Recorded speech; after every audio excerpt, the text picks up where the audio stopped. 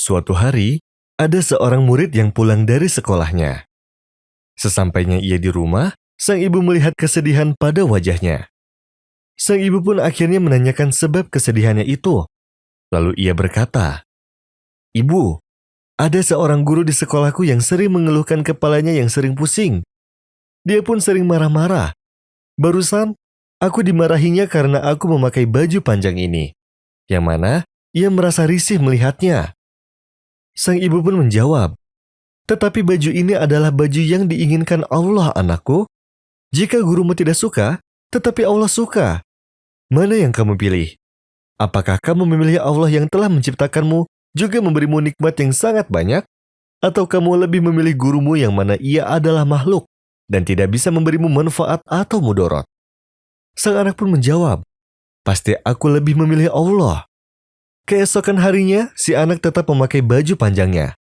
Saat gurunya melihatnya, ia langsung dimarahinya dengan sangat keras. Sang anak pun tidak bisa berbuat apa-apa kecuali menangis. Lalu ia berkata pada gurunya dengan kata-kata yang singkat, "Ibu guru, demi Allah, aku bingung. Aku harus mematuhimu atau Allah? Lalu aku berpakaian seperti apa yang kamu minta? Atau aku harus patuh kepada Allah dan tidak mematuhimu? Sungguh, aku akan lebih mematuhi Allah. Aku tidak peduli apa yang akan terjadi nanti." يا أيها الذين آمنوا استجيبوا لله وللرسول إذا دعاكم لما يحييكم واعلموا أن الله يحول بين المرء وقلبه وأنه إليه تحشرون. Entah aku akan dikeluarkan dari sekolah atau bagaimana. Tapi satu pesanku padamu, wahai guruku, pakailah kerudung, tutupilah auratmu, agar Allah dan Rasul meridhoimu. Sebagaimana Rasulullah SAW pernah bersabda, "Barang siapa dari kalian melihat sesuatu kemungkaran, maka ubahlah dengan tangan kalian. Jika tidak mampu, maka ubahlah dengan lisan kalian. Bila masih tidak mampu, maka camkanlah dalam hati bahwa itu adalah sebuah kemungkaran, karena itu adalah selemah-lemahnya iman." Setelah sang anak lebih memilih ketaatan kepada Allah dan menasihati gurunya, tiba-tiba sang guru berpikir keras dan terdiam sangat lama. Ia pun memintanya agar ibunya datang ke sekolah besok. Keesokan paginya, sang ibu datang ke sekolah, dan dalam pikirannya hanya ingin memberi pelajaran keras kepada sang guru. Tetapi saat ia sampai, sang guru justru berkata padanya, "Anakmu telah menasihatiku dengan nasihat yang aku belum pernah mendengarnya selama aku menuntut ilmu. Selamat untukmu, ibu, karena telah menanamkan kecintaan Allah dan Rasul pada hatinya. Kata-kata anakmu sangat mempengaruhiku sampai aku menangis dalam sholatku sepulang sekolah kemarin. Aku berjanji kepada Allah untuk selalu mentaati perintahnya dan menjauhi segala larangannya. Aku akan bertaubat atas segala kehilafan, dan agar ia selalu meneguhkan pendirianku ini." Setelah sang guru berhijab dan selalu memakai baju panjang, juga selalu berbuat apa yang diridhoi oleh Allah, akhirnya rasa pusing yang selalu ia rasakan sedikit demi sedikit hilang, sampai banyak lelaki yang datang padanya untuk melamarnya. Setelah ia menikah, ia selalu berkata kepada anak muridnya itu, "Aku cinta padamu, anakku. Kamu telah mengubahku karena kecintaanmu dan ketaatanmu pada perintah Allah, tanpa takut akan hukuman dan kemarahan dariku." ولو أنا كتبنا عليهم أن اقتلوا أنفسكم أو اخرجوا من دياركم ما فعلوه إلا قليل منهم ولو أنهم فعلوا ما يوعظون به لكان خيرا لهم وأشد تثبيتا وإذا لآتيناهم من لدنا أجرا عظيما ولهديناهم صراطا مستقيما ومن يطع الله والرسول فأولئك مع الذين أنعم الله عليهم من النبيين والصديقين والشهداء والصالحين وحسن أولئك رفيقا ذلك الفضل من الله وكفى بالله عليما.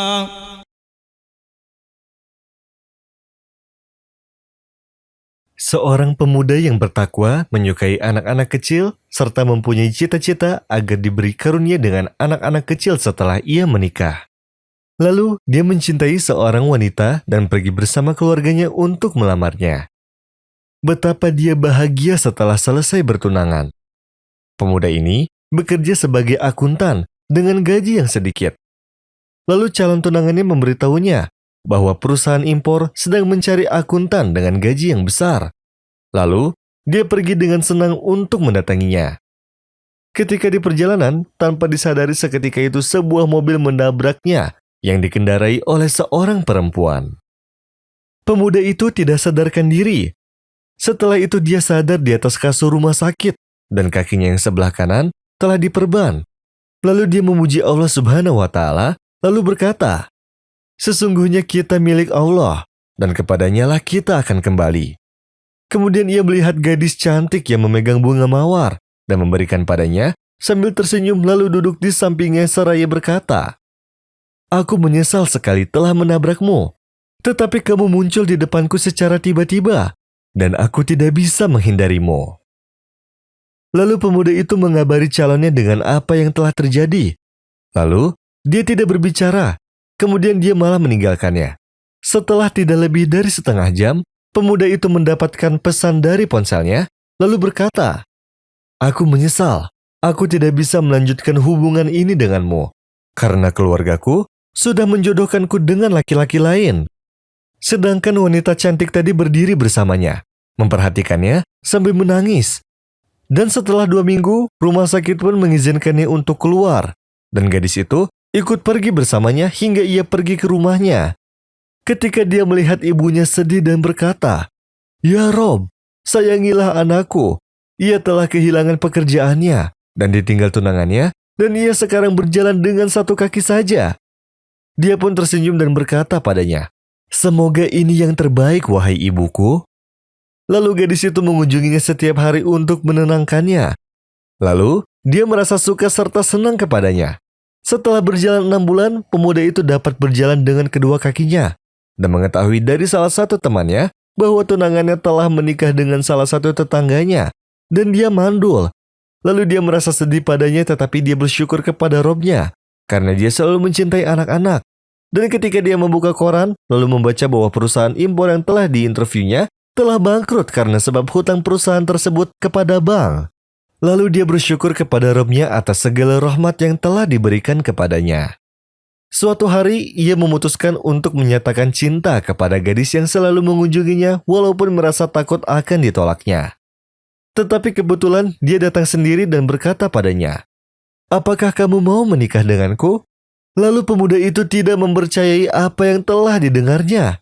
Di tengah-tengah keterkejutannya, sang gadis pun berkata padanya, "Kamu akan bekerja di bagian kepala kantor di salah satu tempat orang tuaku, dan pekerjaanmu akan dilakukan di kantor." Pemuda itu tidak menjawabnya dengan 1 kalimat pun. Ia langsung bersujud syukur kepada Allah Subhanahu wa Ta'ala dan berkata, "Betapa lembutnya Engkau ya Allah. Jika tidak ada kejadian itu, pasti aku akan menikah dengan wanita yang mandul, yang tidak mencintai seseorang terkecuali dari fisiknya. Lalu aku mendapatkan pekerjaan yang tidak lama.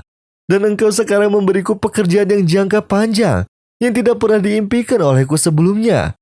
Dan aku akan menikah dengan gadis yang seakan dia seperti bidadari surga."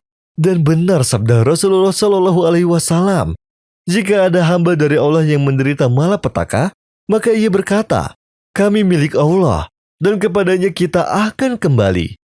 Ya Allah, pahalai aku atas penderitaanku, dan berikan aku sesuatu yang lebih baik daripada itu sebagai gantinya. Allah akan memberinya pahala untuk penderitaan, dan akan memberinya sesuatu yang lebih baik daripada itu sebagai gantinya." قل اللهم مالك الملك تؤتي الملك من تشاء وتنزع الملك ممن تشاء وتعز من تشاء وتذل من تشاء